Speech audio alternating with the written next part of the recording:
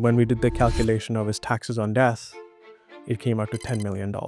There's no payment plan here in Canada. Yeah. You have to pay that tax right away. And now they have to come up with the money, and then they usually go and do a fire sale of all their assets. We call it purification, by removing these assets which would disqualify the corporation and move them to another corporation. But the truth is that he will likely be facing double or triple tax. So you've actually avoided the taxes for about 50 years. Canada cannot afford to defer taxes Forever. Now, the executor is responsible for those interest and penalties. Sometimes insurance companies will outright deny you insurance because the risk of insuring you is so high that they will not get much premiums before you pass away. The numbers were astonishing. $500,000 a year? Even the wealthiest people, they don't have money laying around in bank accounts. People move mountains to save taxes. Sure, you have to figure out, well, is my family going to be able to survive this without me?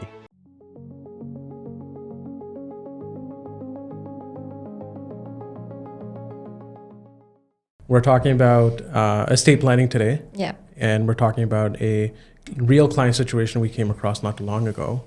But this one was very interesting because it had a lot of elements that we see in other files, but this one had a lot of them present in one place. Yeah. So that's what makes it a good case study for anybody to learn from and see what you should be doing and should not be doing, and then learning from this particular instance. So Robert, Mr. Robert Hale. Mr. Robert Hale, set up a very successful business. In manufacturing, is in his late 70s, has 2 kids, both live outside of Canada, and is married, obviously his wife.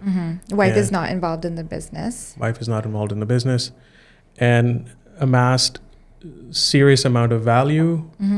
And when we did the calculation of his taxes on death, it came out to $10 million. Yeah. And that was just base case, do nothing scenario. As of today, if he dies, what's the tax bill? Now, to calculate the tax bill, it's very simple. You take total value of assets. everything. Yeah, total value of everything that you own minus the cost equals your gain. Yeah. And then you pay the tax on it. Yeah, and in this case, Mr. Robert Hale had multiple corporations. Yeah. Had a lot of investments in those corporations, real estate, investment portfolios, and his actual operating business. That's right. Yeah. So including the shares of his corporations and all his investments, he was looking at a $10 million tax bill. Yeah, and that's just a starting point. Yeah. And on top of that, Ontario has something called a probate fees, which if you plan around, you can reduce it, eliminate to most extent. But in this case, I think even the base case scenario, probate fees do nothing, was about $1 million in probate fees on top of the income tax. Yeah, which adds another layer of tax. Which surprises a lot of people because people just think income tax should be more than enough for someone to pay. 10 million should be more than enough, yeah. And then in Ontario, there's more than that. That if you're a resident here, then you have to pay potentially some probate fees. Yeah. So let's get into it. I think it's good to break down, do's and don'ts. I don't think Robert is or was reckless in what he had. I think he was just too busy building a business, and very late realized that he needs to do something in respect of thinking about his future and the tax planning, his next chapter in life, whatever. And then eventually we got in touch with him, and rest is history in terms of putting something together for him. Yeah, let's do it. So Praveen, when we are looking at any case, right, there are lots of complexities, and it requires a lot of time and attention to go through someone's tax situation carefully and weigh different options. So maybe let's just break down what does that process generally looks like, and what we went through in this case.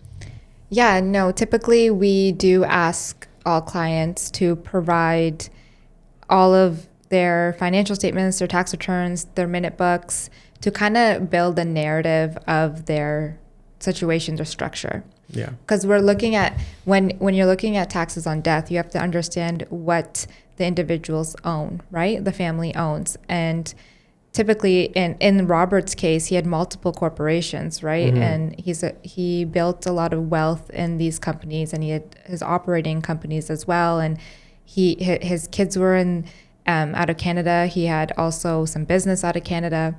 So it involves us asking a lot of questions, getting familiar with the family, their residency, asking those questions, looking at their personal tax returns, their corporate tax returns. But we also get them to fill out a net worth statement, which just involves you jotting down the total assets that you own, the estimated market values, the liabilities associated with it, just so that we can then arrive to that gain. Like, what is the gain on all your assets, right? In order for us to give an idea of what taxes you're looking at, we calculate that number for you and give you that rough idea. Yeah.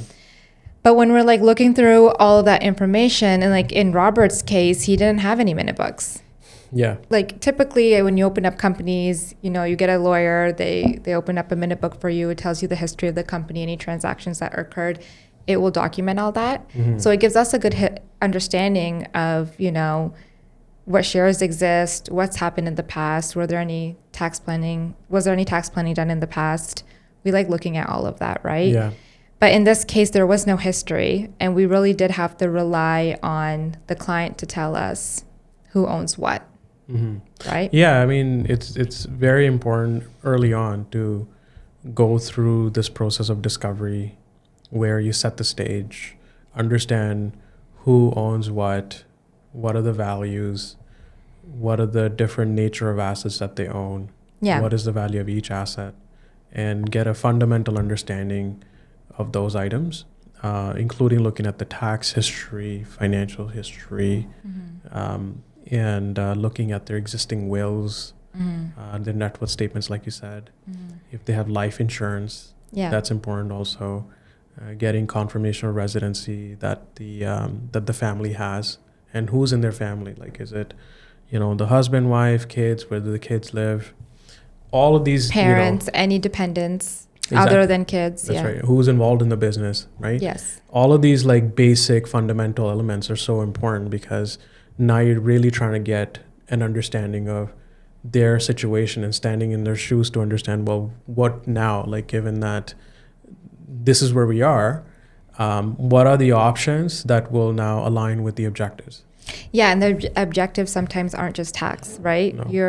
There could be so many different objectives, so it's good to understand the family history and knowing the dynamics within the family when it comes to estate planning, and what their goals are in the future as well. Yeah, I mean, Robert's goals are, his mandate to us, like, well, what am I supposed to do? Tell me. Yes. I think a lot of people didn't really articulate to us. Yeah, and I do think sometimes it's like a bouncing, like they need someone to bounce ideas off of, because they don't know where to start. Yeah. Right. And I think like we help them start, and through questions and feedback. Articulating their objectives too, right? Like, yes, helping putting them the words to what they mean to actually say, perhaps. Yeah, and with Robert, like, he has 2 kids. He built this business, but his children aren't in Canada, and they did not want to be involved in the business. Yeah. And, that was a big question mark. It's like, what am I supposed to do with this business? I'm in my late 70s. Help me figure out or facilitate what are my options, right? Like, I mean, he's best in the industry that he's in, but knows nothing about succession. Right. Hasn't thought about it very long in his career about that. Which is, I think, common too, right? Which is quite common. It's a big decision to make. That's right. I think a lot of people put that off. Yeah, especially if they're founders. They don't want to think about inevitable. No, they don't. They don't. And it's a big decision. It's a hard decision. They need help from their advisors to make that decision. Yeah. And I also think, like, when you're running a business, you're busy running that business, right? And like with Robert, like, he wants to continue working. Yeah. And I think that's a good thing. Like, even if you're late 70s, you're so like motivated to work. I think I respect that. I think nothing better than that, so to speak, if that's your passion and you really want to continue it.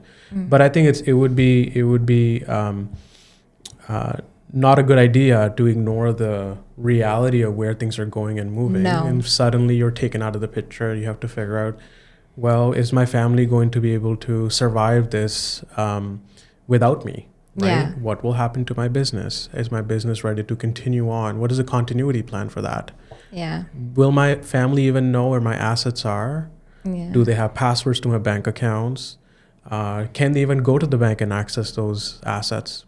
And, that's a big question. It's a huge lot of question. families don't know what their other half or significant other has. Sometimes there's no complete list or inventory of things. Yeah, And you always when you're just living life, you divide your responsibilities. Yeah, And you kind of trust your partner to do those responsibilities. But when you're out of the picture for so long, there needs to be communication that's right. about those things, especially if you have a business or multiple. There's a lot of assets in different places. Yeah, and I think that gap of knowledge about where things are at is also something that they now have to make sure that they synchronize within the family members, and also gather trust that if I were to not disclose all this information, it's not going to create any other family issues, right? I think within the spouses, I think it's an expectation that they're not going to be surprised by what you have in most cases.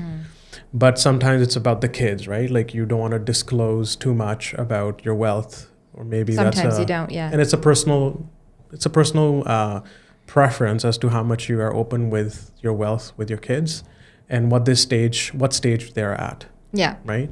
So I've had situations where the kids are in their in their 20s, mid 20s. They're still figuring out life and see what they're going to do in their careers, and sometimes don't have very much good idea in terms of how much wealth the parents have. They have led a good life. They're sheltered. Yeah, but then suddenly they if they're disclosed, hey, your parents are so really wealthy. well off. Let me just quit my job and just then they might just take away the motivation. My parents' credit card. Yeah. And I think that's a real problem in the parents' eyes, that they just want to keep that information to themselves. Yeah. Not to say every family is the same way. I No, think some no. families are very also transparent. Yes. But in coming back to Robert's case, I think having peace of mind, making sure that there's no issues arises if he's no longer present. That was a key thing. Yeah. And then also the fact that, also knowing okay, how much taxes do I have to pay? Yeah. Or where am I going to come up with the money? And where are my kids going to come up with that money? Yeah. Right. Well, yeah, you're right. It's not really him. It's really his family who has to come up with the money, yeah. right? Does he want to help out after he's gone, right? It's that's how you kind of think about it. And I think that's a fundamentally such a basic question, and the question that brings a lot of tension, because you don't necessarily sit in cash when it comes to the value of your assets. No. They're tied to real estate. They're tied to, maybe assets in stock portfolio. They're in tied your to your corporation, business. in your business, right? yeah. You can't monetize that business and suddenly make money from it. No. Right? And you can't sell it instantly. No. Real estate is the same way. Market today in this economy is down. Yeah. So you don't want to sell it right away. This is not the best time you to want sell. to hold on to it, yeah. So you want to hold on to it. But these are the types of situations when families have to face when the principal person making the decision related to finances passes away, and their families are now faced with those very hard decisions. Yeah. And now they have to come up with the money, and then they usually go and do a fire sale of all their assets in order to come up with the money, because they feel I think we should just let everyone know that tax bill is due upon passing. When April comes around, that's when personal tax returns and your payable comes up. There's no payment plan here in Canada. Yeah. You have to pay that tax right away. Pretty much, yeah. If you pass away, we're sitting in November 2025. So if Robert passes away, it's due in April. Yeah, about 6 months, about right? Generally speaking. Yeah, generally speaking. We won't get into a lot of deadlines and very specifics, but generally speaking, this taxes are due. It's quick next year. But the assets aren't. You're not going to be able to liquidate your assets all the time that quickly. It takes time, especially if you want a good price, right? That, and then you also need to, I think, mourn, go through, the grief that the person has. Yeah. I don't think finances are really top of mind. No, it's they're not thinking about the tax return, and that's not the first thing that comes to your mind. But I think it's good to just have that state of mind, at least, however morbid the discussion might be, is to just understand, okay, what am I supposed to do? What are the steps my family to take? And you leave them with some sort of checklist, with some documents and who are the key people they should be getting in touch with. Yeah, kind of like your net worth statement, and then a document that shows where these assets are located, the passwords to those files, the bank accounts, relationships, who are the key people that will form part of your team. Yeah, the accountant, the tax advisor. Yeah, a lawyer that has probably prepared the wills. But see, like I would say that most clients would do that once they've at least started their estate planning, right? Like they have to at least get into the door and start discussing all these things. And Robert came, like maybe a little bit late, but a little bit late, still in relatively healthy state. Yes, right. He's not like fragile and about to pass away. Like he has state of mind. He's financially still working. He still has that state of mind and is able to make the decisions and all that stuff. And when you lay these hard core facts that there may be a mountain of work to be ahead of you and making those decisions, but I think once you start that conversation, then it goes easier, right? And I think the discovery phase is so important because of that, because you just lay out everything. What is it, right? And they have clients have a lot of questions that they want answered. Yeah, and I think if you chart stuff out, like if you put them on a slide deck, put the ownership structure of things. Put a visual to it, depict things in the Excel spreadsheet, like put line items of what you own. Yeah. And then I think things will start to come together. Yeah. Right? It also gives you a frame of mind of like arranging affairs like as if somebody else will need to deal with it. Because a lot of times people have their finances and issues that they know of themselves, and it sits in their minds a lot of time, right? And I know there's like probably 50 things percolating in my mind in respect of what I need to do, but nobody has my second brain, so to speak, that knows. Maybe ChatGPT does now. Maybe. With AI, maybe everyone has a personal maybe assistant. One day there'll be a second brain, so to speak. Yes, right? Yeah. But typically, no, it sits in their brain. Typically, no, right? And I think you just want to be help organizing things. Yeah. So, well, Robert's structure, let's talk about it. Yeah. I think number one is that for anybody to begin with needs to have a will. Yes. Right? So the first thing you want to look at is like, okay, if I were to pass away, even you did no planning, but like just at minimum, how are your assets are going to be divided with whom, and who will be responsible for managing that process? Yeah. Right. So like we throw out a lot of terms like executor, beneficiaries, and like there's trustees. So maybe let's define those quickly. Yeah. But really, if somebody passes away, a document called will will have your wishes for the person who passed away. It will say who is getting how much of my assets based on your wishes and wishes, and just based on your wishes out. And the person who manages that process is the executor. And that executor is now all of a sudden a very important person. Yes. Because they're going to have to devote a lot of time, effort, and energy in making sure that they follow that document to the T. Yeah. Right? But it also comes with a lot of responsibilities, right? Not only have to make sure that you're doing good by the beneficiaries who are supposed to receive the assets, but the fact that it's done properly, it's documented properly, tax returns. Yeah, they're responsible for the tax returns and the tax payments of the estate. And guess what? Like, it's not just the tax payments that they have to make, but they're also responsible for if anything goes wrong with the filing, or CRA is not happy with how things were filed, or there's any claims that come afterwards, they can all fall towards the executor. So there's a bit of a process that, your accounting or tax team, or your accountant really, and the lawyer will help you navigate those issues.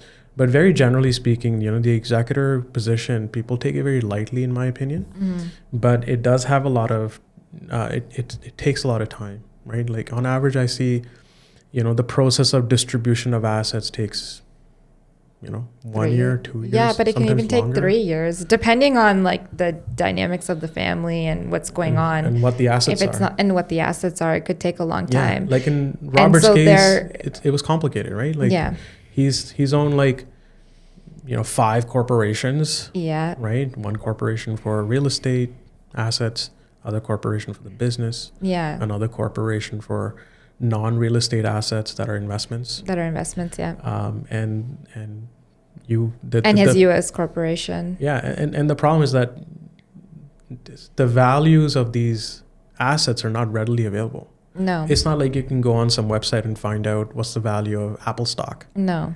Like you can't do that with other assets such as real estate. And your business, like obviously that's even more difficult. Yeah, you have to put a value to the business. So like the first thing the valuator has to do is like, well, what is my taxes on death that I'm going to be responsible to make sure that at least that money goes to the Canada Revenue Agency. Then whatever's left is going to be distributed to the beneficiaries, right? Yeah. And settle any other debts. It's a lot of coordination and gathering of information. And, even just proving out to the banks you're the executor sometimes takes time. Yeah. Right? Like just proving out that you're actually responsible for the estate. Yeah. I mean, I think it's a good place to like segue there, right? Yeah. So you got to value everything. Yeah. Get an inventory list of everything that's there. Yeah. Then value everything. If the value is not available, you engage a valuator to look at what's my valuation of my real estate, what's the valuation of the business that was left behind, and then try to frame a place to get an understanding of what are my assets and the debts. And how am I going to settle those debts, including Canada Revenue Agency and the taxes and anything else that's there. Then leftover is distributed to the beneficiaries.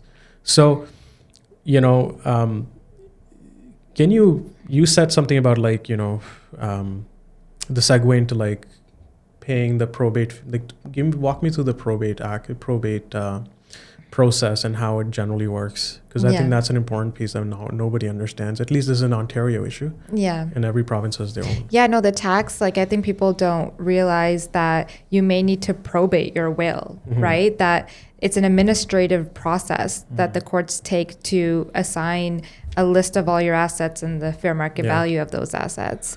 And that there's a fee for that, right? And that's 1.5% in Ontario of the market value of. It's not even the gain. It's not the gain. It's the fair market value of your assets. Right. So, but why probate is required? Like, is it required, number one?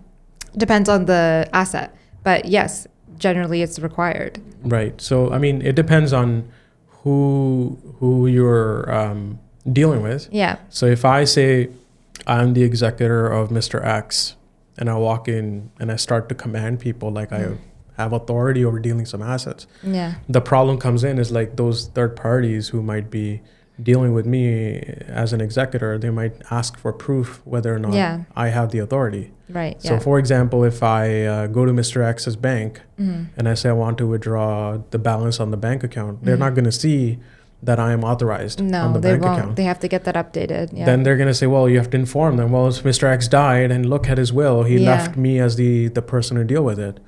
Well, the bank is not going to take it because there's so much fraud that can happen, right? Because anybody can walk up to a bank with a document saying that they are the executor. Yeah. So typically the government has created a process to say, okay, well, why don't we, in principle, authenticate this will for you? Yeah. So that all the third party people can rely on this document, and we have now certified that this person who say they are is a person going to be the executor in the eyes of the government. So we trust them. Everybody else should be trusting of them too. Yeah. So you got to supply like your death certificate. Yeah.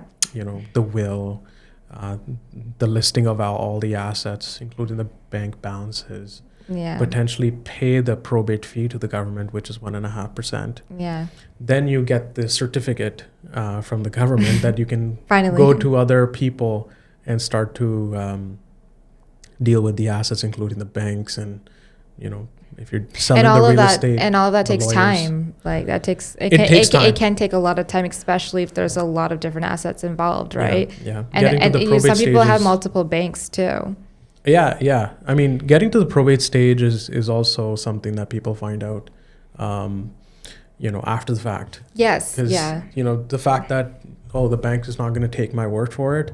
I think it's a reasonable question that the bank just doesn't take your word for it. Yeah. I think you kind of understand like why someone wouldn't be able to access someone's bank account just by saying who they are. Yeah. So there must be a process. It makes but sense. the cost and the process of getting to it, oh my God, it's way too expensive in Ontario. Yeah. So,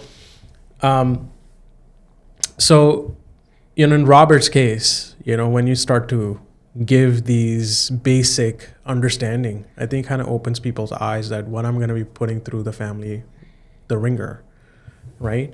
And then you start to think about, okay, if my base case is so bad right now that the taxes I owe, I got to come up with that money somehow. What can I do so that this tax bill doesn't grow? Yeah, how can I lower it? Question. Reduce it. What planning can I do? Yeah. What planning can you do? Or, not just the planning to just, smooth succession is key. Peacefully take care of these things that we just spoke about, but also like, can I do something to reduce that big tax bill that I'm facing? And I think typically, when you have put together basic documents like visuals of the ownership structure, you also want to then lay out, okay, from a tax perspective, you want to have a whiteboarding session with them to say, okay, if we were to now stop your tax bill from growing, what can be done? Yeah. Very simple option one would be like, while you're alive, give all your assets to the next generation. Yeah, just pass everything. Just pass it on. Pay the tax today, perhaps, right? Transfer but that the might properties. not be. That's not a practical solution because not every owner wants to give up control. Yeah, nobody wants to give up assets. They don't want to give up assets because they might be still, financially dependent on that asset to live their life and lifestyle. And they may not think that their beneficiaries ready for it. Yeah, their children specifically. Your children right? usually, they might not be ready for it. So not very practical for us to say, Robert, why don't you just take over everything you own and give it to your children today? No, not practical at all. Because then we will stop that tax bill from growing because you no longer own it. The children do. Yeah. Not practical. You lose control. And you almost immediately have that tax bill to pay. So the future tax bill would have been the $10 million, but now you've accelerated that. You got to pay it right now. So Robert's not happy. No. No, I don't think anyone wants to hear they're paying $10 million. Yeah. So what's the next option? You think about, okay, well, why don't we do something called an estate freeze, right? This is a term that kicks around a lot. Yeah. But let's try to simplify it, right? So you do an estate freeze, which involves corporations. So assuming Robert's already got his various corporations that he 100% owns. And we go through the process of estate freeze, which basically to say that let's convert Robert's shares in the company, which are growth shares, into another type of shares, which are fixed value preferred shares. Yeah. And we will then introduce other shareholders into the picture, either directly or indirectly. But the idea is the same, that let's not give up control. Let's not cause disposition of assets by giving the assets to them. But let's introduce them into the company as owners. Yeah. Without paying any taxes. So great option. Great option, right? Yeah. I think even then people have a little bit of problem with that, because if you start to bring in the shareholders into the company, then all of a sudden you're concerned about, well, are they going to be interfering? Well, they have a lot of questions. I think that's what happens is like a lot of clients want to know if I'm bringing these shareholders into the corporation, are they going to be then making decisions? I want to hold that control in terms of operational control of the business. I know how to run it. And if I don't trust my kids to be able to run this business, I don't want them to run it to the ground, right? Run to the ground, or start interfering and getting in the way. Or even sometimes shareholders, like kids, and we paint the kids in a bad picture right now, but we're just talking about all the possibilities that we face when the clients are asking these questions. What if the kids had marital breakdown, and then the assets of the shares are now, subject of, marital assets and going to be distributed on divorce? That's a basic concern we see all the time. Yeah. The other concern we see all the time is what if, bankruptcy? Yeah. What if the kid is financially insolvent and now puts these assets on? There's a lot of what ifs and question marks, and they're not a lot of times the clients aren't ready to bring in that direct ownership. Yeah. So like direct ownership in most cases, I think it's a difficult choice for people to make. I would say it's not entirely an option that most people, don't consider. It really depends on the assets too. Yeah. Like if there's just a corporation with your passive, your investments, right, and you've generated a lot of wealth and there's no operating company, you may think about introducing the children directly or not. I think sometimes when there's a business involved, it gets a bit more tricky when you still want that operational control over that baby. That's your baby, right? So but I think most people just don't like the idea. They don't. Typically they don't like the idea. And I see like people in different family dynamics speaking differently. Like some parents are totally fine with like bringing the kids directly, but they don't think about these things. I think when they say, I'm fine like bringing the shareholders directly, it's like, these are my kids. What am I leaving to them anyways? Yeah. They may not understand what that means, right? And then sometimes you have to kind of peel the onion. You have to say, okay, what is a relationship like? And like, are they good with money? Yeah. Will they have what's their ages right now? What if they get into a divorce situation or like bankruptcy situation? Are you okay with your assets being at risk? I think at that point, they start thinking, oh, maybe this is not a great idea. They're like the cogs are turning, and then they're like, oh yeah, I shouldn't really be. Yeah, then you have some clients that completely know for sure they do not want to bring anyone into the company, right? Yeah, but some people are fine with it, but then only until we've told them that, look, you just got to consider a few other things. We're not saying do this or that. No. Just consider that you've this is what it means thought when about all these considerations. Yeah, just like this is what it means when they own the legal control of those shares, and this is what it means that it could come with voting rights if it does or if it doesn't, right? And it means that they own that asset, right? Like that's theirs. They're entitled to that. So I think, thankfully there's a solution to perhaps these issues that most commonly people face. Is that okay? So number one, we may not want to bring in the kids directly as shareholders. Okay, fine. Let's park that issue. Secondly, you want control. So even if you gave them something as shareholders, you still want to make sure that they do not have control over the assets at all. Yeah. Right. And in most cases, again, like this is not a cookie cutter situation, but like you got to weigh all the options. But oftentimes, family trust becomes a common tool when it comes to estate planning. And family trust, again, like is really a very flexible entity. Yeah. It's a contract between the beneficiaries and the trustees. And I think basically acts as a shareholder. Yeah, we should define like what it means to be a trustee, a beneficiary, because like typically I find the next question is, okay, well, what are those roles, right? But even very generally speaking, say you have a corporation and the corporation, the owner doesn't want to give the control and direct shareholding to the kids or other family members for that fact. You bring in a family trust. The idea is like the family trust will have the future growth of the companies or the assets. Yeah.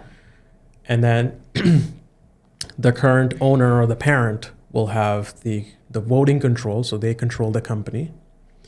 And they have all the value of the company up to today. So in case of Robert, we'll say, okay, because we want to lock down your taxes and do not grow, let's make sure we freeze the company by giving fixed value preferred shares to you. So like the company doesn't grow in your hands personally, and all the future growth will go to the trust. Yeah. By the way, you will be controlling the company also. Yeah. So the trust will own shares in your company, but it's going to own the growth shares.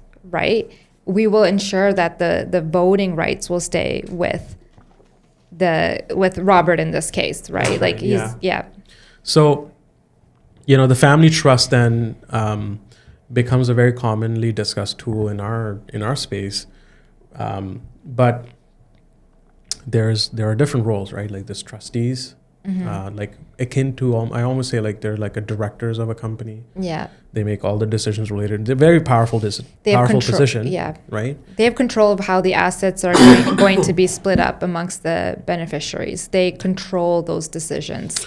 Yeah. And they have a fiduciary duty towards the beneficiaries. So, they have to do good by the beneficiaries. Yeah. They make all the decisions. They file the tax returns for the trust or hire someone to do it. Yeah. Open up the bank account. pay for all the fees, etc., that cost that comes with it. Those are like administrative day to day. But then mainly the biggest piece to the puzzle when the trustees are in play is really that they really do decide at some point in time that what happens to the shares that this trust owns, what happens to them, who gets how much and when. Yeah.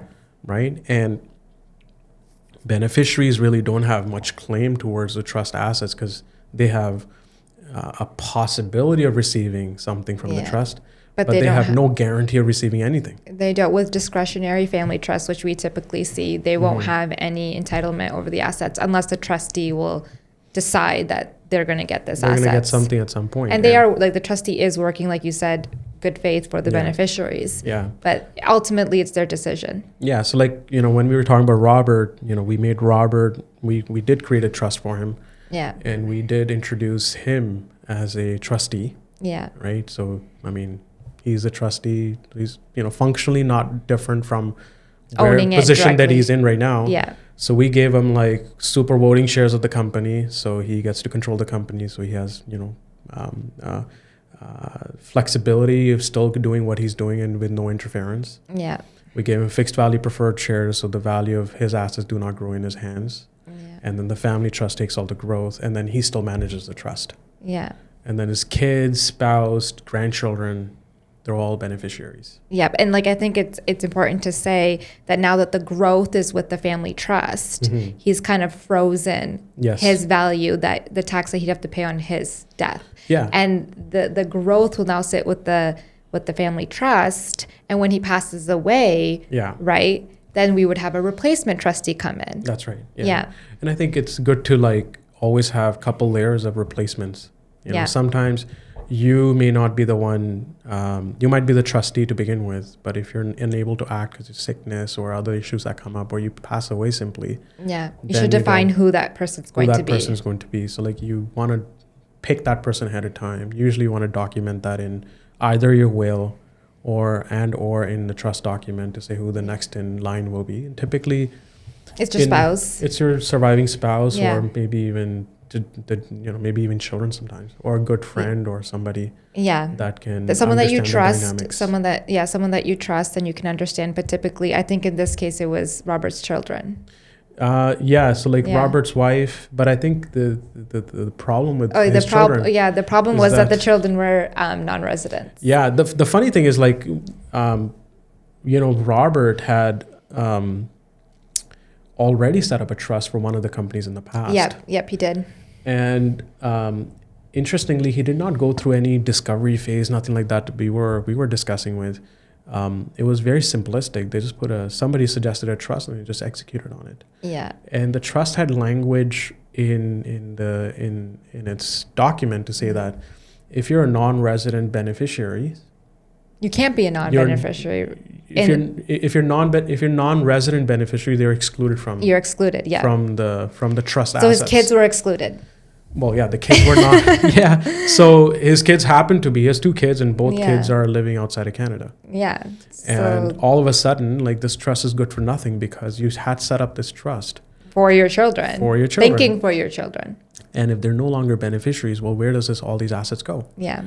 And that is a conundrum and something that. And that's something that we reviewed when we were going through the discovery phase. For at least one of the companies that had a family trust that was set up a few years ago. Yeah. So, I mean, once you go through the, discovery phase, I think you get a chance to review and find delinquencies. Yeah. Or issues that kind of doesn't make any sense. It's sometimes we do look at things not just focused on an estate planning objective, right? Yeah. We're looking at multiple different things. Different layers and there was different things that we found in his structure at that time when we were going through the discovery phase. And I don't think Robert himself knew that this was a restriction. No, I don't think so. It was just set up the way it was. And whoever the advisors had set up, they probably didn't give much attention to the fact that the children were already non-residents. Yeah, and that's why it's really key to ask about the residency for the whole family and who's involved. So, when we were setting up the new trust for him, we had to wind up the old trust, and the new trust did not have this restriction because in the foregoing future,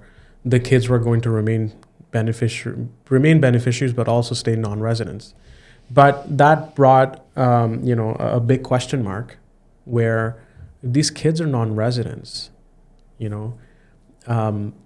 the trust at some point has to give assets to the beneficiaries. And in our tax law, it says that if the trust ever distributes the assets of the trust to anyone, any of the beneficiaries, the trust will not be subjected to any taxation, meaning when it transfers the property to the beneficiary, will there be tax? The question in most cases is, no, there's no tax on transferring the property from the trust or shares of a company that the trust owns to the beneficiaries, given that the beneficiaries are Canadian residents. Yeah. So we had that foresight to say, well, how long are your kids going to be non-residents for? Is it like a temporary thing? Yeah. Or do they have intention of ever returning back to Canada? And what is that situation? I think that had a lot of, like, knowing that, that tax now is inevitable, maybe not in the hands of Robert, but in the hands of the trust at some point, because every time you wind up the trust, you're going to be facing with that tax, that very tax that you were trying to avoid when the trust shuts down. I think that's a problem. You're not really solving for everything, but it's a problem to be solved for. Yeah. So, in those cases, you're trying to figure out the children's intention. It's not easy to understand or gauge where their head's at. Yeah. And I think Robert now had a very strong motivation on bringing his kids back to Canada. Yeah, I think right? if you tell your child that I will buy you a home in Canada, they might come back. And that's exactly what he did.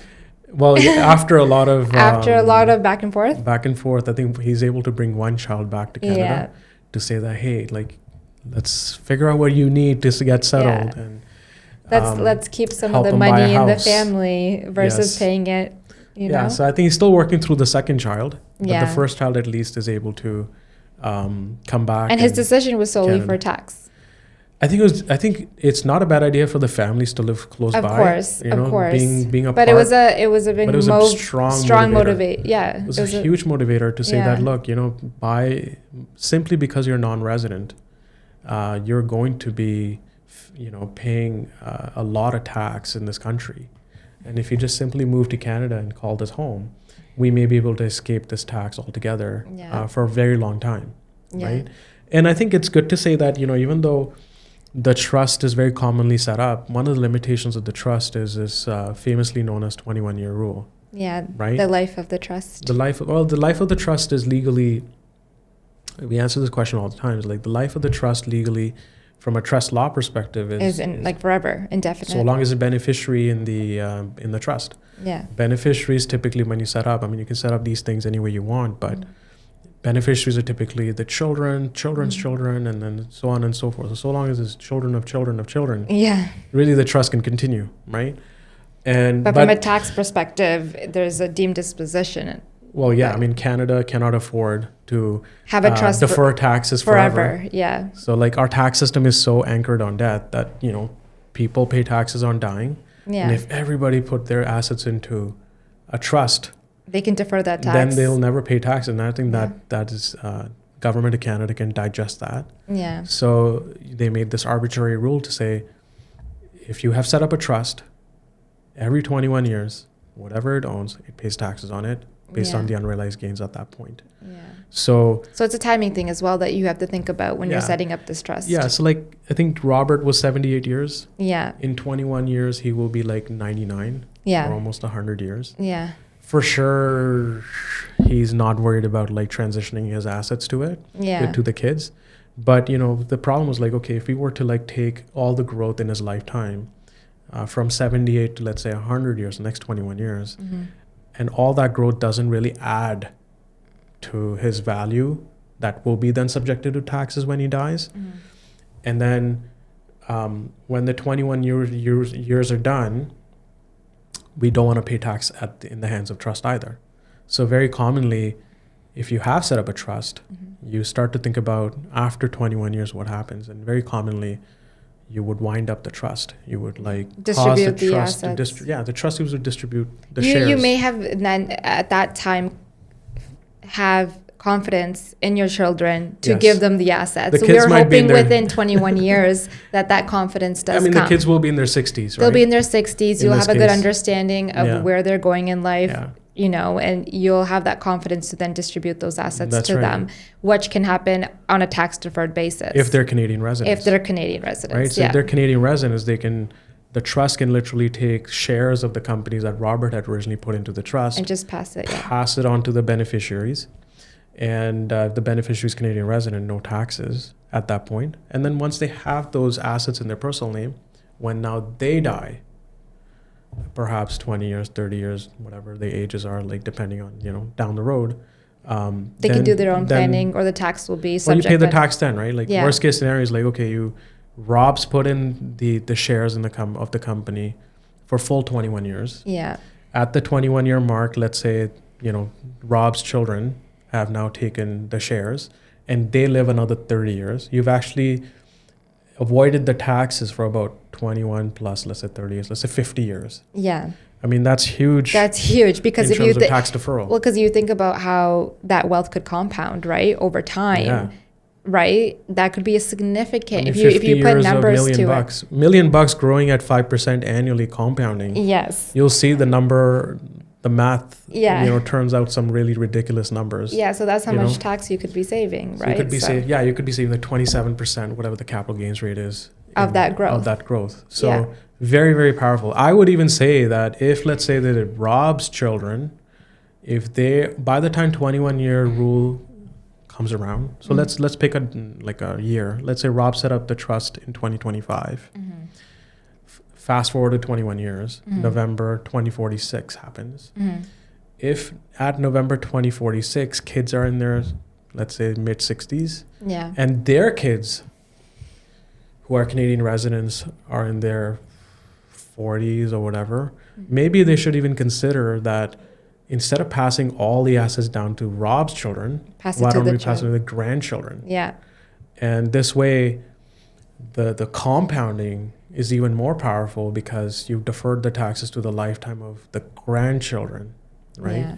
So I mean, but the great thing about all of it all is that you don't have to make these decisions today when you're setting up the trust. Yeah. You can find what should be done and consider all options in and around 21 years before the 21st anniversary happens. It just provides a lot of flexibility. So much and flexibility. Allows you to take time to think about the decisions that you want to make, these major life decisions. Yeah. And while freezing that growth in your hands. But I think that's the main crux of the things, is that people want flexibility. Yeah. Not cap their options, and also not corner themselves to make certain decisions that they're not ready to make today. Yeah. So they can defer all those decisions. Yeah. While making sure they're not financially obligated to pay a large amount of tax. Yeah. Right. And I think that's the very powerful thing which you want to deliver for yourself and your family. Yeah, you're able to keep control. You're able to defer that decision to a later point when you have more confidence in your kids, while freezing that tax value. It's such an important planning that needs to get done for these these business owners that have so much wealth accumulated in their companies. Absolutely. The one other thing that this planning with the trust we were able to accomplish is that, he had an operating business, like we said, very successful, still running very strong, and he wanted to continue to work on it. Was the fact that, Canada, we have something called lifetime capital gain exemptions. And over time, like, his business had done so well, like it had accumulated a lot of value, but that value was intercompany loans, money that his company had given to related companies, which to happens buy often, right? Like your operating company makes good money, and to credit proof, you move those assets to another corporation. Yeah. But in this case, like, they had tremendous amount of intercompany loans. Like, I mean, good thing they set up individual corporations to house those investments. Yeah. But all the money came from the operating company to buy those investments. Yeah. As So loans. you're still subject. That related party loan still exposes you to. Yeah. Credit, So if your business goes under, or you have a claim in the business, I mean, for sure they can collect from the other companies. Yeah, that's still at risk. But then also the other tax disadvantage is that because of these, we call it the non-business assets, like intercompany loans that are no good for the business, really. Yeah. Really, they are excess cash in some ways. Is that it disqualifies the corporation from, something called for lifetime capital gain exemption purposes. Yeah. Yeah. And, Rob had, several family members also having their own lifetime capital gain exemptions, none of them with having a business. So they would never be able to use their exemption. And like to quantify the exemption, right? You can be saving around $350,000 of tax per family member. Yeah, and you're able to use those exemptions when you pass away as well, absolutely. As long as your corporation qualifies and you don't have those bad assets on your books. That's right. Yeah. So recently it got a bump, right? Last year it used to be just under $1 million of exemption. Yeah. And then now it's bumped up to 1.25 million. Yeah. So just to set the stage here is that if you have an operating business and it's run through a corporation, and ideally speaking, the government is saying is that, well, if you sell your business, we will exempt the capital gain on the sale of the business for the $1.25 million. First $1.25 million. Yeah. Anything over and above, you have to pay the tax at capital gains rate, which is about 27% today. In Ontario, combined federal rate. So, well, he did not even get the first exemption. He had no exemption access to it because in order to get the exemption, the business cannot have, access cash, access marketable securities, these related party loans that the money was used for inactive assets. Right. Yeah. So, we wanted not only to get an exemption for him, but, his family members, they all had their exemption. Like, wife has the exemption. His children who are non-residents, but hopefully if and when they become Canadian resident, which is what his plan is, they now have their own Canadian, they have their own lifetime capital gain exemptions. Then by extension, his grandchildren who are pretty young, they would have their own exemptions. Like, you count all these exemptions that are within the family. Yeah. And that's about... Yeah, your parents can also... You can use their exemptions if they haven't used their exemptions. Family, really, anyone. Right? So we wanted to put Rob into a position where he can use his exemption, which is not available right now, even though he's the owner of the company. Exemption for his wife. When his kids come to Canada, their exemption, so 2 of those. Then the grandchild. I think all in all, we had about 7 or 8 exemptions possibly. So you take 1.25 million times 7 or 8. Yeah. That's about $7-8 million of lifetime capital gain exemptions that would just go to waste. Yeah. You would save, like you said, $1.25 million times 27%. That's almost $350,000 of taxes not paid. Yeah. And multiplied by your family members, it's a significant amount of tax that you could save. You're talking about over $2 million of taxes not paid. Yeah. If structured correctly. You can do a lot with that too. All you have to do is structure this correctly. Yes. It doesn't take very much, Yeah. At some point, he knows he's going to be exiting the business.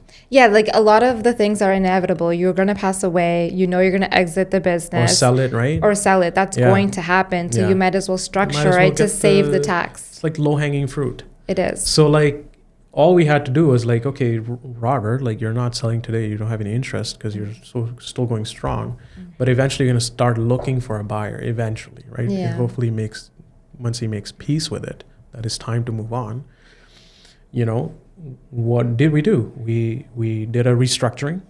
And to throw a word restructuring is to, there are tax restructuring you can do where you can remove the non-business assets. We call it purification. It's a tax term that most commonly tax people would use, is that we would purify the company by removing these assets which would disqualify the corporation for the lifetime capital gain exemption purposes and move them to another corporation.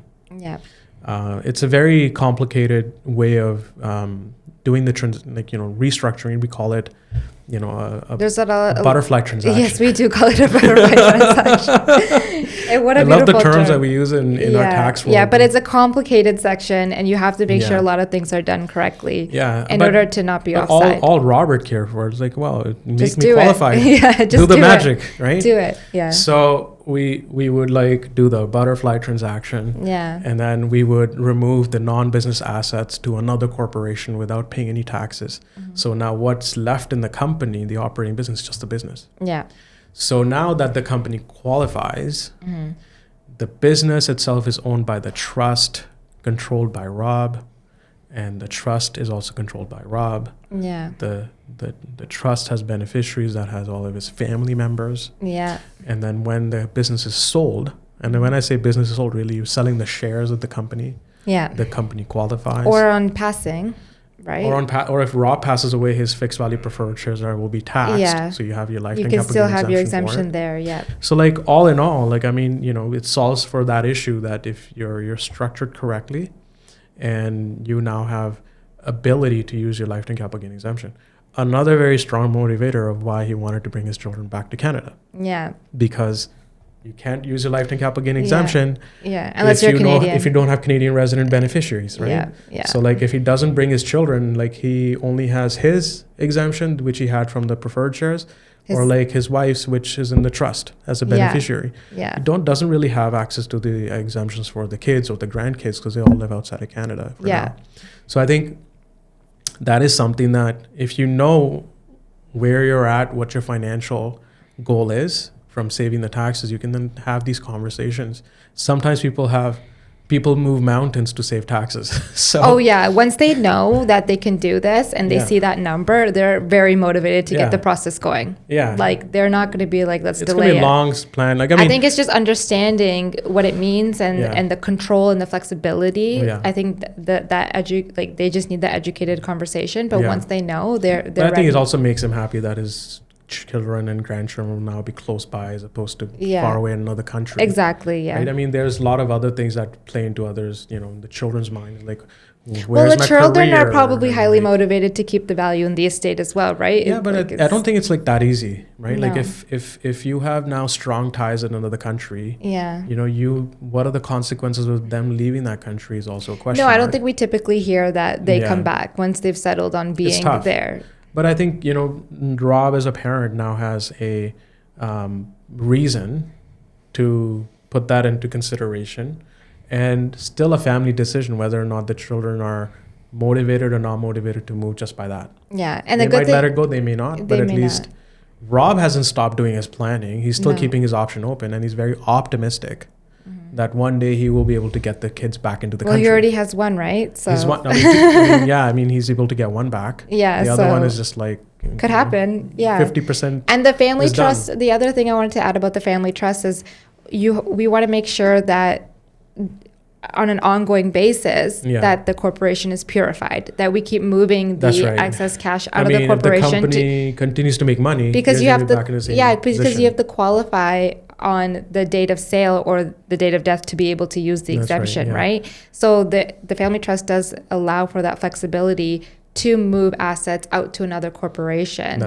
tax deferred as well, into your investment corporation, very purifying commonly, the company. I see this very commonly where I'm presented with the structures that people already have.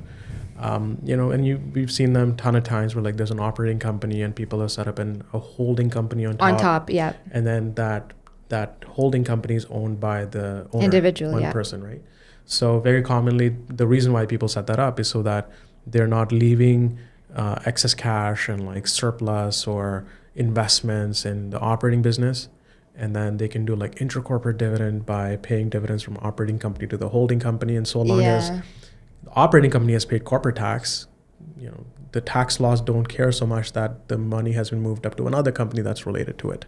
So that's a tax deferred dividend that moves from operating company to holding company, and that's okay. But not okay from a lifetime capital gain exemption, because if you're going to be getting the lifetime capital gain exemption, you need to sell the corporation. The lifetime capital gain exemption is available to the individual. So if it owns shares in the company that holds the investments, you are automatically offside. Well, if the buyer's not going to buy it either. Well, that too. Right? They're not going to buy it either. Buyer's not interested in buying in a holding company that has investments in them. They just want the business underneath. But the conundrum is that to get lifetime capital gain exemption, the holding company blocks it. Buyer doesn't want to buy the investments, but then by purely having a holding company on top of as a shareholder, does not allow you to get the lifetime capital gain exemption. Yeah. So, but when we do put a trust as a shareholder of the operating company, you can still have another company act as a holding company or imagine like you have a trust that owns the operating company. Yeah. And there's an investment holding company to the side, let's say a sister company. The dividends can still flow through from operating company to the sister holding company just through the trust. Like dividend goes up to the trust, and then dividend can go down to sister holding company. And you accomplish the same parent sub thing where you were doing the intracorporate dividends, but now it just goes through the trust and accomplish the same thing while you maintain your lifetime capital gain exemption. So, but I don't think people have a tremendous amount of knowledge to know these things when they have set those up. But we still see a ton of these structures where like parent sub relationship is there to the detriment of lifetime capital gain exemptions. Yeah. Right. Now that we have done, discussion about setting up a structure, we spoke about lifetime capital gain exemptions for Rob. We spoke about, estate freezes, and he's basically said he's got a family trust. We know he's going to be getting his children to Canada if he can, right? But then I think we should talk about what is the role of your will documents and what he did in this case, right? Yeah. So, explain what we did in his case in respect to his wills and the documents that had to be redone. Yeah. So every time we do some of this planning, we ensure the wills are updated because we want to make sure the new structure, speaks to the will. Yeah. And you know how many times I've seen people do restructuring and they never look at the will again. They never actually connect the planning. Yeah, but they definitely need to connect the planning. But because a lot of things change. Yeah. Yeah. So if you made all those changes, continue on. Yeah, you definitely need to make sure that those updates have been made to your will, because your will is the document that's gonna, speak to what happens with each of your assets. Yeah. And during your planning, things have changed. Yeah. So coming back to probate, there is a strategy that you can take to avoid your probate in Ontario. To avoid the probate tax is that you can create another secondary will. So right? Primary will, secondary. So there will. you would have your primary will and then your secondary will. So your primary will would list out your assets such as your home, right? And it would speak to your secondary will to show that this will is excluding my assets listed in my secondary will. Yeah. And the secondary will would not be probated. Yeah. So when I'm going through the probate process because someone's asked me to probate certain asset and I must go probate and certify that I'm the executor, that's when you only want to probate stuff that is expected to be probate and put them into a primary will, so to speak. Yeah. And escape from probate for everything else that in the secondary will. Yeah. So, and I think in this case, we were projecting $1 million of probate tax. Because, a lot of the value was really coming from the house, but also majority of it was coming from his companies. So we put the company shares that are subject to probate in the secondary will. The problem, really is that if someone asks to probate one asset, you can't cherry pick the asset. The whole will would be probated. You have to probate the entire will. So but if you can segregate the assets, probatable assets that we think might be probated and stuff that definitely doesn't need to be probated, you put them in the secondary will. Right. So the trust in this case that we had set up, when we were talking about the replacement trustees, we made that connection to Rob's will as well, right? Yeah, we did. We listed out the replacement trustees in the will. Yeah. Because once the trust deed has been documented and we've defined each role, it's not a good idea to go change your trust deed. Yeah. Right? So the will can be updated multiple times. Things can change in your lifetime and you can update that. So for Robert's case, we ensured that the replacement trustees were updated in the will. Yeah, and I think, it really stems from a tax issue that if you were to change the trust deed, then it might create a tax issue, whereby, they could create taxation within the trust. And that's because of how CRA thinks whether or not the trust has changed in a significant way. So you don't want to, once the trust document is locked, signed, and sealed, you don't want to change things in it. So you want to keep all the flexibility into the will side. Yeah. Basically. So, You mentioned like the house. Maybe let's talk about why even like primary will would be probated in what circumstances. So you said like the house was left in for Rob's. Yeah. We left the house in the primary will. We clearly thought that it would be probated for some reason, right? So like, let's get into it. Why commonly a house might be probated sometimes. Yeah. It comes back to when you have children, like Robert's case, they have their own homes. They live elsewhere. So Robert's home most likely is going to be sold. And not all the time do the beneficiaries keep the parents' home, right? I think children definitely don't keep it. They definitely don't keep it. They get rid of it. They sell it.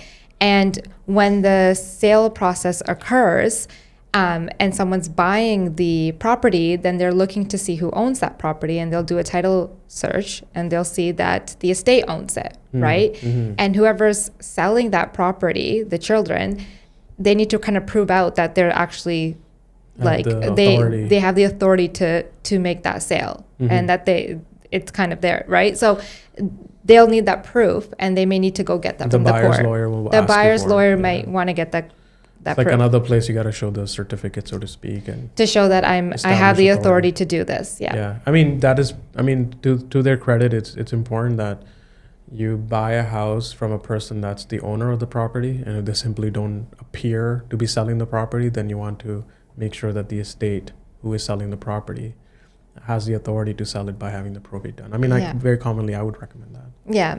Right. So, interestingly, some people try to escape that too by having the individual who's on the title, let's say Rob's on the title. Sometimes one of the probate planning is done is to add other people on the title. So like Rob might add his wife, might add his children to the property. It creates a question to say that, okay, well, and then you add like a right of survivorship. Oh yeah. You say, okay, if I pass, my ownership of the house goes directly to the people who are now remaining on the title. Yeah. And very commonly people do that, and I think it creates confusion in the minds of many people. It's like, if you added somebody in, does it mean that you have now, people do it to save probate taxes, because then if you add them in and my ownership directly passes to the person who's surviving and they're on the title, then that asset doesn't really need to go to to their estate. Yeah. Right? So, but it creates confusion as to like, now that you've added that person in, do they now own the property? Is it their property? And like, is it just for like the sake of saving probate tax? Has that person now sold their interest to the person who's come on the title? And I think it does. I think you want to get like more tax advice on that, because there are some implications of doing so. Like for example, actually, I was dealing with one of the situations, or a question that came to me was, mom, dad were on the title, and son was added in, right, of a property. This is not Rob's case, by the way. Yeah. Right? So mom, dad, and son now came in. Son had no interest in the property. He was just added in for like probate planning. When dad passed away, his portion of the ownership by way of right of survivorship went to mom, half, and the other half went to the son. Yeah.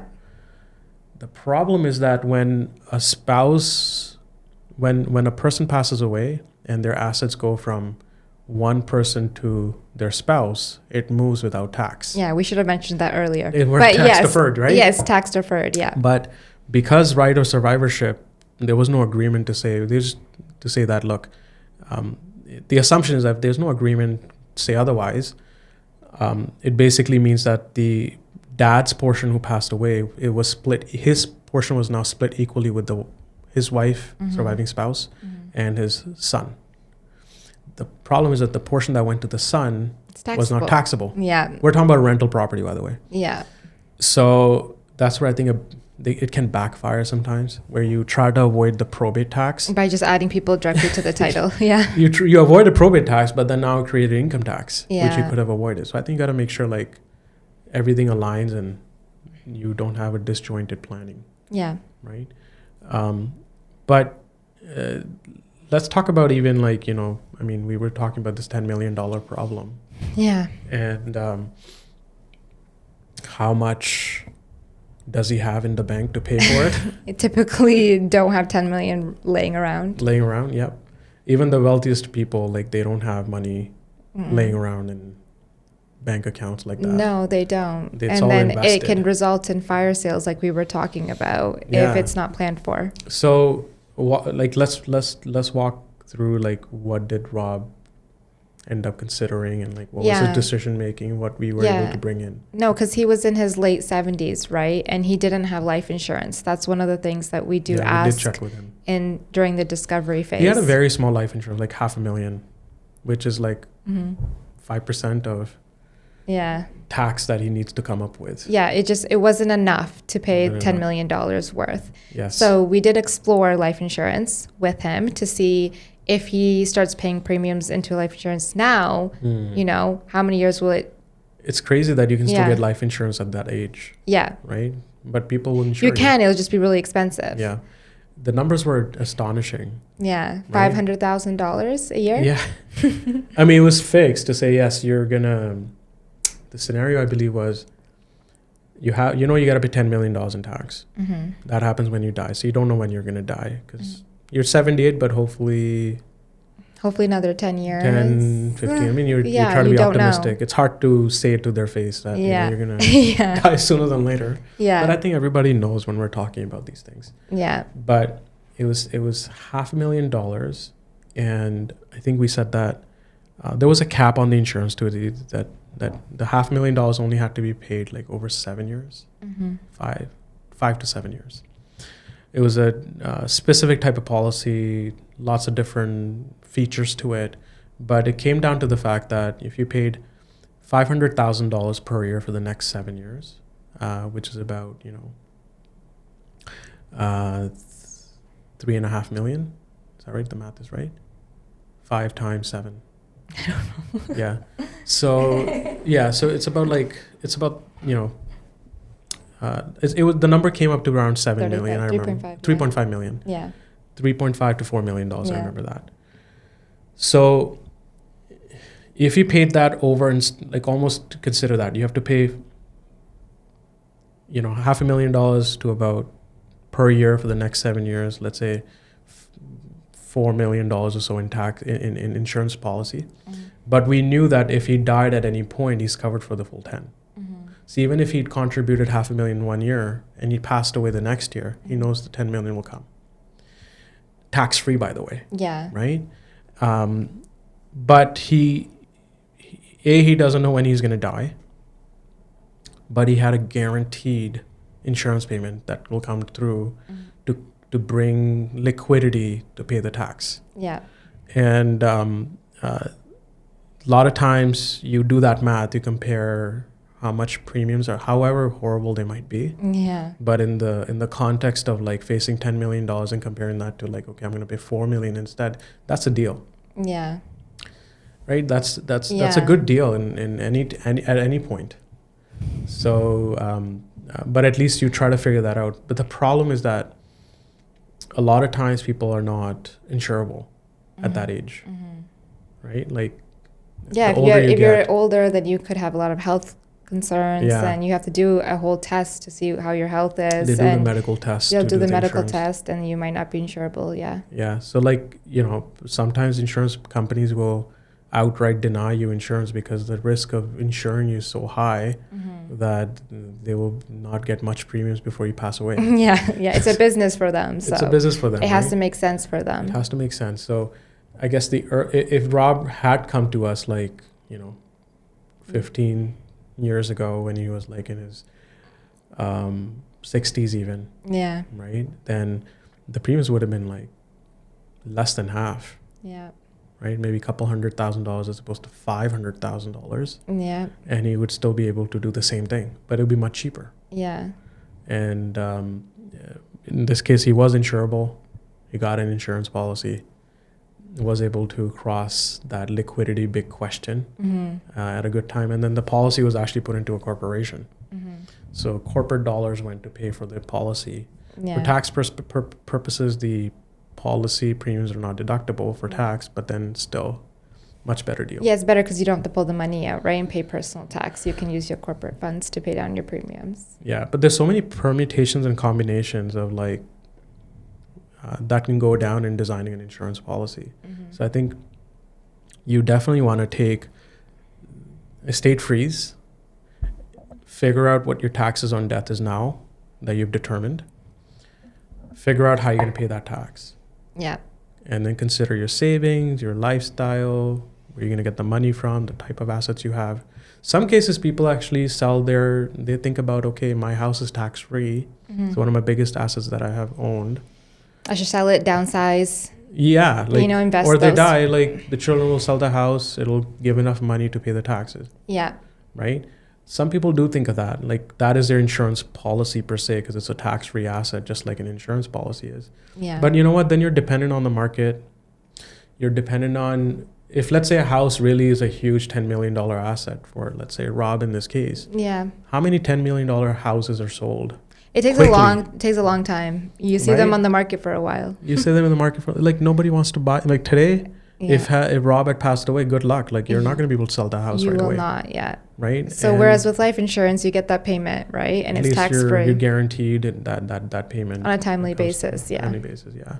Okay, Sunny, another thing that we noticed during the discovery phase was that Robert had this U.S. corporation that, as a Canadian resident owning a foreign corporation that you control, there's a disclosure requirement.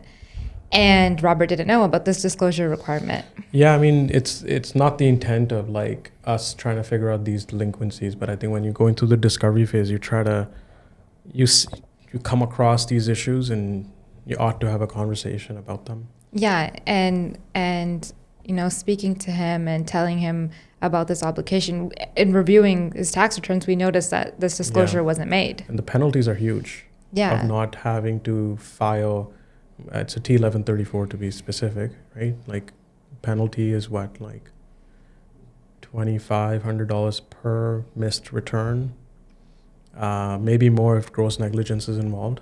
Yeah. Yeah, and there was 10 years of filings that needed to be done, right? And thankfully there was no audit. So So after multiple conversations, letting them know their options, there is an option to go through the voluntary disclosure program. Yep. And the rules have just recently changed, and since there was no audit, we were able to take them through the unprompted route, which allowed for more allowed more forgiving of interest and penalties, but it took a lot of convincing. Yeah, I mean, it took long, like 6 months of just talking about this issue continuously and trying to understand, like, are we going to be putting red flag on our backs to like now getting audited on this issue? But it was like, you got to do the right thing. Yeah. Eventually, one way or another, if they find out, it's not going to be pretty and you'll be exposed to like a lot of penalties. And thankfully we do have this voluntary disclosure program available to us to be able to come forward and say we made this honest mistake. Yeah.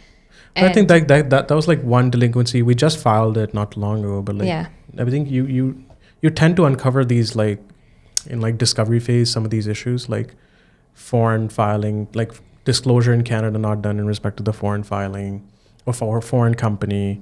Minute books were a mess. Yeah. Right? I mean, you looked at the minute books. Yeah. What was there? There wasn't. There wasn't much. We had to rely on the client's tax return words. And what they told us, right? And I mean, they had done previous restructuring. Not much data was available either, right? Because they changed lawyers, and there was not one set of like consistent books and records of the companies. And I think that was pretty not a good place. Like if you had not done anything and passed away, I don't think people would be able to figure out without his understanding and knowledge in the context and the history of the company to what's happened with the company over time. Yeah, we had to rely on his piece it all together. Yeah, we needed him to piece it for us, right? And we were hired to do that and ask the right questions, and we're aware of what to ask as professionals and advisors, but it's difficult for an executor that doesn't have that experience. I think it would be tough for an executor to find these delinquencies, and because you know what though, like if the executor is not tasked in respect to these filings for the person who's passed away, they also have responsibilities for like any tax issues that the person who's died hasn't dealt with. Like Yeah. if the person hasn't like been filing some T1134s or from some of these like, you know, nuanced returns, then it falls on, the liability falls on the executor. Yeah. They may or may not know this. I don't know if they know all of that, to be honest, when they're saying, sure, I'll be your executor. Yeah, when they take this on, like, I mean, Yeah. it's not an easy job. And It's not. you know, I mean, to square that off, right? Like when the executor has done their work and done very hard work to like distribute the assets and like close down the estate, they've done their work, right, and paid the taxes. Usually, we try to shut down the estate and You'd wind it up, yeah. wind it up, and And like, there's a clearance certificate process. yeah. Can you talk about that a little bit? Yeah. Like, why does it exist? What is it for? It's not mandatory to do, Yeah. but we highly recommend to do it because I think in my career I've always done it. we've always done it, but I know it's not mandatory. And you do have, as an executor, when you're shutting down an estate, you want to make sure that you've gotten this clearance certificate from the government to say, I've paid From all the the tax CRA, from the yeah. CRA, that I've paid all this tax for the estate. I've done everything I needed to. And then they tax give returns for the individual the tax has been returns for the filed and all individuals have been filed. The estate returns have been filed, and CRA gives you this certificate to say that, okay, like you submit all the documents to show the notice of assessments, that everything's been filed, and if there's a probate I guess listing. it gives a chance to CRA to come and say, no, there's something outstanding. Yeah, and it you gives them a haven't done chance everything. to say, like, you know, you might be missing something, right? Yeah. Here's like this final check. Yeah. But if it's all clear, then you're issued this certificate, and Yeah. Which I think is key. Like you want to be able to get clearance certificates so that you should, yeah. like a few years down the road, if CRA doesn't agree to something or some new information come to light that CRA now feels that the executive ought to have known and must have done it, and now the executor is responsible for those interest and penalties personally. Yeah. Especially when the estate has been wound up, the assets have been long distributed with the beneficiaries. Now they have to probably financially face these penalties themselves. Yeah. So like, why not always get a clearance certificate, get the clean sheet and say, I'm done. Like I'm done. I did what I needed to do. My responsibilities are clear. Yeah. I think it takes about like, you know, I mean, in my experience, it takes about 2 to 3 months to obtain one. It takes a while. Yeah. But I think it's an important document to have. It's an easy submission. It's not too difficult to do, and it's just good to get that once you're done everything. Yeah. Yeah. You know, so I mean, you really see from the evolution of what the current structure was, where do we end up with, and the work is still not completed, right? Like, I mean, all of this that we just did for Rob, including some of the delinquencies, etc., we need to fix. It really is something called, call it a pre-mortem tax planning, right? Yeah. Which is to say, is do all the stuff that you can do before you die. Yeah. But our tax system is not as simple. No, it's complicated. So, unfortunately, if and when Rob passes away, he's going to own some value in form of shares. And we've been very simplifying this issue that to say he'll owe $10 million of tax. But the truth is that he will likely be facing double or triple tax. Yeah. Which is quite a anomaly or like a systemic problem in our tax system, because it's not fair that now you have to do something called a post-mortem tax planning, which is this restructure needs to be done in order to eliminate that double or triple tax. It's like it's mind-boggling that everybody has to do it, and you always have to keep explaining that there's a process to be had afterwards, post-death, just so you can eliminate taxes that you should not be paying, or all that stuff. Yeah, definitely. I mean, let's break it down, right? Like, I mean, let's put some numbers in this scenario. Sure. We won't use Rob's number because, I mean, anybody can face it, really. Yeah. But let's say very simply, you own shares that are worth, at the time of death, let's say $1 million. Yeah. In a company, and they still existed, so you pay tax on it. Okay, yeah. So when the executor is filing the tax return for the individual, they're going to say, shares of a private company, tax gain of $1 million, there'd be 27% tax rate. So let's say $270,000 goes to government. Yeah, and you haven't sold the shares of this corporation. You still cough up the money yourself. You cough up the money. You still own the shares. Yeah. but the value is trapped in your company. You've paid it. You've paid it. Yes. Now, the executor or the children are thinking, well, we've got tax paid asset in relation to the company. Let's take out, if the company has money, let's take out that money because we've already paid tax on it. $1 million have been tax paid money. Yeah. Guess what? You're taxed. It's tax. It's like a dividend tax, right? So it's even a higher tax. It's at 47% tax rate, Yeah. or could be up to 48% tax rate in Ontario, Yeah. so to speak. So up to. So I mean, now you have paid 270. Yeah.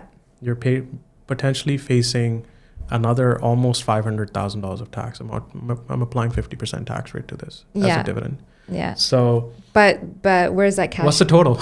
Yeah. Right. So 270 was 27% tax rate was paid on the person's individual tax return. Yeah. Then you are facing potentially another $500,000 of tax because the beneficiaries or kids are going to take the money out of the company. Yeah. On the same million. So that's $800,000 of tax. And you may still not be done. Yeah, you might not be done because, where is that cash coming from? You want to pull that cash out, but where is it coming from? It could be tied into assets that have not been sold, right? Like you could have cash sitting there. If you own real estate property. If you own real estate property or even your investments. Cost base doesn't the cost base in the hands of the corporation has remained unchanged. It has the still original cost base. So when you may have paid some tax related to the increase in the value of the property in the form of shares that was included in the $1 million, and you paid $270,000 of tax. And when the company sells that asset, you've got another capital gain, a corporate capital gain, maybe some tax. form of double tax there as well. Yeah, it's very confusing most times for people to get it without an outline of. So, but that tax is coughed up by the corporation. Yeah. The previous taxes were paid by the estate or the beneficiary, and then the first level of tax was paid by the individual. Yeah. I think if you add that up, you could be like $1 million are gone in just taxes. Yeah, like it's definitely a majority of the value that is gone in taxes. Yeah, so there's planning available to do afterwards, but I think my frustration is like, why does that even have that required? Yeah, there should already be mechanisms to not allow that for them. Yeah, but like unfortunately. And those mechanisms are not that easy or straightforward either. They're not. You need a professional. It's not something that the executor can just tick off and say, like, I've paid tax on this. Yeah, I wish that was that simple. You need advisors, professionals that understand the legislation to do those plans. There's lots of terms that are thrown around. We used butterfly previously. Let's list out what our tax jargons there are that come into play. What is it like? Yeah, the pipeline. There's a pipeline? Yeah, that's one of them. The 164.6 carryback, right? Yep. The loss carryback. So then there's a bump. Yep. I mean, just to say that these are like tax jargon, but all to say is that the pipeline eliminates the taxes, that 50% tax. The bump might eliminate the taxes related to the corporation. Yeah. But, it's an inefficiency in our system, and it's something that I wish the government pays close attention to and simplify these things. I wish it could be just like check the box. Yeah, like a check to say we paid that tax once. It's the same funds that are being drawn. Yeah. Yeah. So but all to say is that, I think we always give that vision to the clients. Like Rob knows about this, by the way, right? Because we had out of our couple meetings or several meetings we had, we made a point to model that out for him. Mm-hmm. Like what's his double, triple tax going to look like?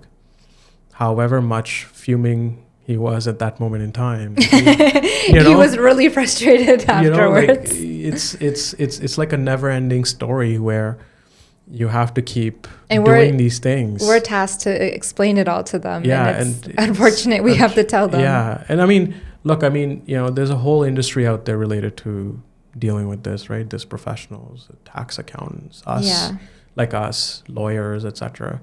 But it's also a very niche area where like not everybody understands how these mechanisms work. No. And our tax system is, super complex in these situations. Because if you get these things wrong, you could be faced with other problems. Yeah, well, right? When you're getting your CPA and you're getting your CA, like, you're not focused on all these. Taught these things. You're not taught these things. You're doing an elective in tax, and you're taught it at a high level. Yeah.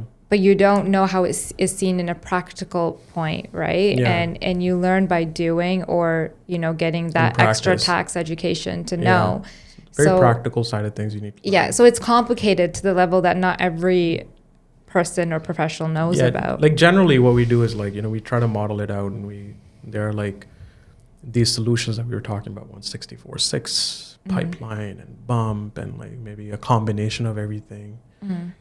Usually you want to model all these different scenarios out and see which one's going to deliver the best permutation and combination in not paying the amount of taxes that were like exceeding almost $1 million of tax, which is like ridiculous in the example that we were just talking about. But it's not an uncommon scenario, unfortunately.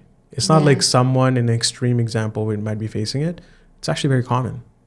I actually came across one of the families that we dealt with not long ago. They had no idea that they were exposed and had been paying double or triple tax all this time, because once the person paid the tax, parents paid the tax on their death, or the executor did, they didn't take out the money right away. They started drawing it over time. So they never saw that 50% tax right away. Yeah. And the corporation never sold the property 10 to 15 years later. Yeah, sometimes like as clients, like you're just like taking the money, paying the tax, like, you're not questioning the system. Am I paying double, triple tax? They're not thinking that far ahead. But accountants don't even know that. Like, I'm not going to lie. Like, I mean, accountants are great in terms of putting all the financial statements, tax returns, what they're all taught the normal to do. stuff. Yeah. But this is such like an unintuitive situation that people do not everything. It's very unintuitive. Yeah. So at all times, if you own like a private company shares, always assume that you're going to be exposed to double tax and get some tax advice there. Yeah. Because it's just going to erode your wealth or your savings over time. Do nothing. Yeah, simple as that. And CRA is not going to challenge it. No, CRA would love to collect all that double, triple all taxation. They're going to say, well, they sold a property, there must be a capital gain by the company. Well, no, we paid some tax before. Yeah. Right? So CRA is not going to help you in this situation. No, you have to plan for it, and your advisors will help. Yeah, that's the problem. And it is something that people have to look out for themselves and make sure they're not paying more than they're supposed to and whatnot. Yeah. Right? So when we're done this, I guess sometimes we're not sometimes, but like it's in Rob's case, right? What he wanted us to do was, and again, not everybody does this, but I think it's a good idea to do it, was like prepare a very simple summary of what was done. Mm-hmm. Like our tax planning was so comprehensive, had so many layers of issues and questions and whatever. And the clients are getting mini tax lessons, right? And they're also becoming tax experts. They're trying to just catch up to what we already know. Yeah. It's a lot of information thrown at them. Right. So like it's almost like you have to like create a summary, a very simple summary as much as you can, of like what was done for tax planning, estate planning, what it will be done, such as the post-mortem tax planning we talked about. What are the expected taxes to pay?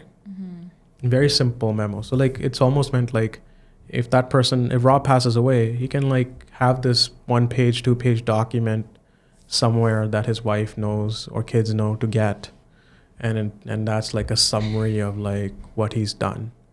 I mean, in addition to getting in touch with the advisors who did them, and it's not a bad idea to like document just a very simple summary for yourself. Even though when we do our work, I mean, there's a very thick stack of memo that details everything. We have the lawyers, your lawyers updating all the documents. Yeah. Right. But like you have all that, but like that could add up to like big, thick stack. Yeah, there's a lot Nobody's to review. Go through it. Yeah. But it's a good idea to like really distill it down to like simple document that summarizes everything in simple terms for somebody to understand. Yeah. Especially like numbers where they're possible, or what issues were like contemplated and why, what were the intentions of doing this, etc. I think it's not a bad idea. And it's a great thing to add to the file that you would give to the executor, right? That's going to handle your estate. Yeah, absolutely. I think it's definitely feels like a drag to like to have to complete a lot of stuff, but I think this one last thing that you're going to do is like so important. Yeah. Because you walk away from the planning and reorganizations, restructuring, 6 months later it's gone out of your head. You don't remember things. No, you won't remember. Yeah. So but you do this walk will be a away. good reminder, You do walk away right? feeling at least organized, that you dealt Yes. with these major decisions that you've been putting off. Yes. And that there's professionals and advisors that have documented your decisions, Mm-hmm. and you walk away feeling much better. Yeah. And I think it's a good idea, like even to, like with Rob, for example, we do like, every quarter or like semi-annual touch points. We're not their accountants. We don't file their tax returns for it. Or that's not our role. We just help him do these like, high stakes, complicated planning, and we move to the next thing that we are supposed to be doing. Yeah. But then his accountant that he deals with has dealt with for over like 20 years. Mm-hmm. And Rob himself, we get together every quarter, once a quarter or once in every 6 months, and we just chit chat. Yeah. To say how things are going, what's changed, what's the new development. And they tell us, oh yeah, we're still getting the kids in. Oh yeah, I was able to get one child back to the country. Yeah. And like I had to buy a house. Like that's how we're able to keep up to date as Yeah. like what has transpired. Because some owners might then go buy more corporations or invest more too, and they want to know, should I be adding this under the family trust? Should Yeah. I be putting it in this corporation? Yeah. So there's always those touch points. Yeah, like even simple things like, oh, I'm going to get a life insurance. I have seen life insurance being bought in like operating company. We're dealing with a file such as that. Oh, yeah, yeah. And now we have to pull the life insurance out, Yeah. but like at a great tax cost, right? So, Yes. so it's always a good point to like have your accountant, that's your trusted person, but also pair them up with someone like us to give high level strategy advice on as and when needed, so Yeah. to speak. Yeah. Right. But the one thing that I would end this important discussion was that although we've been talking Rob as our example, it's important to say that our tax system is not developed differently for high net worth individuals and like regular people. Yeah. It applies the same way. It's the same complexities. The same tax. It's the same taxes that could be owing in Same terms of issues. percentage of net worth, right? Yeah. Like you're still looking at a 50% tax rate. Yeah. At times. However big or small your net worth the is, percentage is the same. you're never going to be okay to pay like high rates of taxes. Yeah. At the end The of the day. emotional impact, the complexity, Yeah. and the things to think about, the executor responsibilities that exist no matter what your net worth is. Yeah. So like, and also to say that, the estate planning intersects with tax, trust law, intersects with other like professions and experts, like financial planning is also part of it, that you really do need a collaborative experience and a team that will work together. Yeah. Right. And everybody needs to be tasked with the solution. But I think the first solution that, in our experience, what we do is like when we start a discovery phase, once we know the skeleton of what everything is, and we can like start to devise a plan and then bring in the professionals into the picture as and when needed. Yeah. And unfortunately, owner managers are the ones who has to deal with all this planning one way or another to save themselves, significant amount of taxes or like emotional tax. Yeah, so to emotional speak, tax, yeah. Right? At the end of the day, they also get picked the most on like tax audits and they do. being The able higher to- net worth individuals can get picked on them. Yeah. They do, but like, they have help from like their advisors, but like not to discount that people who are also doing these planning, they also need to be able to do it properly and not just, wing it. Yeah, you definitely don't wing it. There's like a team of advisors and professionals that can help you. It's not just a one person thing, right? Yeah. There's multiple people that are involved. Yeah.